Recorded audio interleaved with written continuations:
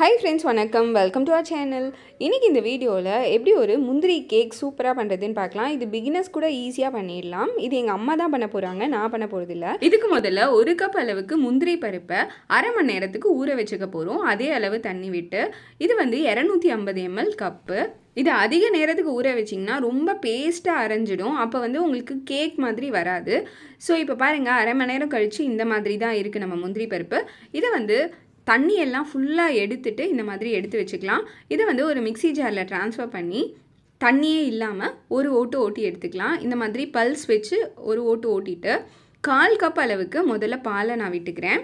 So திரும்ப அதையும் grind பண்ணி இந்த மாதிரி எடுத்துக்கிறோம். திரும்ப மீதி 1/4 கப் பாலையும் இதில் ஆட் பண்ணி நல்ல பேஸ்ட்டாக அரைச்சிக்க போகிறேன். இப்போ வந்து நமக்கு ரொம்ப சாஃப்டான கன்சிஸ்டன்சியில் தான் நம்ம முந்திரி கேக் வரும். ஒருவேளை உங்களுக்கு பர்ஃபி கன்சிஸ்டன்சியில் வேணும்னா அரை கப் பாலுக்கு பதிலாக 1/4 கப் பால் விட்டு கொஞ்சம் கரன்னு அரைச்சிக்கோங்க. அப்போ வந்து உங்களுக்கு பர்ஃபி கன்சிஸ்டன்சியில் கிடைக்கும். நம்ம அரைச்ச பேஸ்ட்டை ஒரு பவுலில் ட்ரான்ஸ்ஃபர் பண்ணிவிட்டு கொஞ்சமாக பால் விட்டு அதை அலம்பி அந்த பவுல்லே விட்டுக்கலாம். ஸோ இதோட மெஷர்மெண்ட் பார்த்துக்கோங்க. இதை வந்து ஒரு பேனில் ட்ரான்ஸ்ஃபர் பண்ணிக்கலாம். அடுப்பு ஆன் பண்ண வேண்டாம். ஸோ அதே அளவுக்கு சர்க்கரையை ஆட் பண்ணிக்கோங்க அதே பவுலில். ஸோ நம்மளுக்கு எவ்வளோ பேஸ்ட் இருந்ததோ அதே அளவுக்கு சர்க்கரை. ஸோ இது ரெண்டுத்தையும் பேனில் ட்ரான்ஸ்ஃபர் பண்ணிவிட்டு அடுப்பை ஆன் பண்ணிக்கோங்க. அடுப்பை ஆன் பண்ணிவிட்டு இதை நல்லா கிளற ஆரம்பிக்கலாம். ஒரு மீடியம் ஃப்ளேமில் வச்சுக்கோங்க. அப்போ வந்து உங்களுக்கு ஒரு ஸ்டேஜில் இந்த மாதிரி கெட்டியாகும். கரெக்டாக 5 மினிட்ஸ்க்கு அப்புறம் பார்த்திங்கன்னா இப்படி இருக்கும். இந்த ஸ்டேஜில் வந்து 4 டீஸ்பூன் அளவுக்கு கீ போட்டுக்க போகிறோம். நெய் வந்து எவ்வளோ சேர்க்க போகிறோன்னா டோட்டலாக 1/2 கப் அளவுக்கு கீ சேர்க்க போகிறோம். ஸோ 1 கப் அளவு பேஸ்ட்டுக்கு முந்திரி பேஸ்ட்டுக்கு அரை கப் அளவுக்கு நெய். இதை வந்து ஒரு 5-6 தடவையாக 4 டீஸ்பூனாக நம்ம விட்டுக்கிட்டே வரலாம். ஸோ இப்போ பாருங்கள் நெய்யெல்லாம் உள்ளே இழுத்துக்கிட்டோடனே திரும்ப வந்து நெய் விடணும். இப்போ பாருங்கள் நெய்யெல்லாம் ஃபுல்லாக இழுத்துக்கிச்சு. திரும்ப நம்ம ஒரு 4 டீஸ்பூன்லேருந்து 5 டீஸ்பூன் வரைக்கும் விட்டுக்கலாம். திரும்ப பாருங்கள் திரும்ப இந்த மாதிரி கிளறினோடனே ஒரு 2 நிமிஷத்துலேயே ஃபுல்லாக எல்லா கீயும் உள்ளே இழுத்துக்கும். அப்போ நம்ம திரும்ப கீ விட்டுக்கலாம். கீ விட்டுக்கிட்டு திரும்ப கிளறலாம். இதே மாதிரி அரை கப் அளவு கீயையும் கொஞ்சம் கொஞ்சமாக விட்டு கிளறிக்கிட்டே இருங்க. இது பிகினர்ஸ் கூட ஈஸியாக செஞ்சிடலாம். ஏன்னா இதில் வந்து எந்த பதமும் பார்க்க தேவையில்லை. சுகர் சிரப் எதுவுமே பதம் பார்க்க தேவையில்லை. டைரெக்டாக கேஷ்யூநட் பேஸ்ட்டையும் சுகரையும் சேர்த்து நம்ம கிளறிக்கிட்டே இருக்க போகிறோம். கரெக்டாக நீங்கள் டைம் பார்த்துக்கோங்க. 18லேருந்து 20 மினிட்ஸ்க்குள்ளே ஆகிடும். ஒரு மீடியம் டு லோ ஃப்ளேம். ரொம்ப லோ ஃப்ளேமாகவும் வைக்க வேண்டாம்.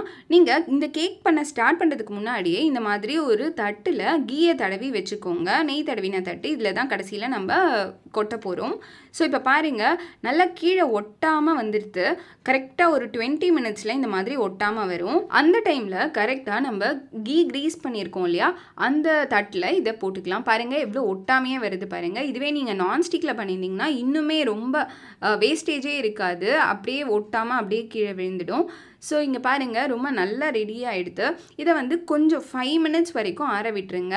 லைட்டாக ஒரு ஸ்பூனை வச்சு ஒரு ஈவனாக ஸ்ப்ரெட் பண்ணி விட்டுக்கோங்க. ஸ்ப்ரெட் பண்ணி விட்டுக்கிட்டு ஒரு 5 மினிட்ஸ் கழித்து இப்படி தொட்டு பார்த்தீங்கன்னா கையில் ஒட்டாமல் வரணும். அதுதான் பதம். கரெக்டாக இருக்குது நம்மளோட கேக்கா. ஸோ இப்போ வந்து நல்லா இந்த மாதிரி ஒரு கத்தி வச்சுக்கிட்டு டைமண்ட் ஷேப்பில் கட் பண்ணிக்கலாம். கட் பண்ணிவிட்டு நல்லா ஆற விட்டுருங்க. ஸோ ஆறுனதுக்கப்புறம் நல்லா ஃபுல்லாக ஆறுனதுக்கப்புறம் இந்த மாதிரி ஒரு தட்டு வச்சுக்கிட்டு அதுக்கு மேலே இந்த மாதிரி கவுத்து போட்டிங்கன்னா அப்படியே வில்லையாக சூப்பராக வரும். இப்போ பாருங்கள் லைட்டாக கத்தியை வச்சு இப்படி அகத்தினாலே அந்த வில்லை வந்து உங்களுக்கு அழகாக தெரியும் டைமண்ட் ஷேப்பை. ஸோ அவ்வளோதாங்க நம்மளோட ரொம்ப ஈஸியான டேஸ்டியான முந்திரி கேக் ரெடி ஆகிடுது. ரொம்பவே எம்மையாக இருக்கும். ரொம்ப சாஃப்டாக இருக்கும். நான் ஏற்கனவே சொன்ன மாதிரி உங்களுக்கு பர்ஃபி கன்சிஸ்டன்சியில் வேணும்னா அரை கப் பாலுக்கு பதிலாக 1/4 கப் பால் விட்டு கொரன்னு அரைச்சிக்கோங்க. அப்போ உங்களுக்கு பர்ஃபி மாதிரி வரும். இந்த தீபாவளிக்கு பிகினர்ஸ் கூட ஈஸியாக செய்யக்கூடிய இந்த முந்திரி கேக்கை செஞ்சு பாருங்கள். செஞ்சு பார்த்துட்டு உங்களோட கமெண்ட்ஸை கமெண்ட் செக்ஷனில் பதிவு பண்ணுங்கள். இந்த வீடியோ பிடிச்சிருந்ததுன்னா நம்ம சேனலுக்கு சப்ஸ்கிரைப் பண்ணி பக்கத்தில் இருக்கிற பெல் ஐக்கனையும் கிளிக் பண்ண மறந்துடாதீங்க. தேங்க்யூ ஸோ மச் ஃபார் வாட்சிங். பை.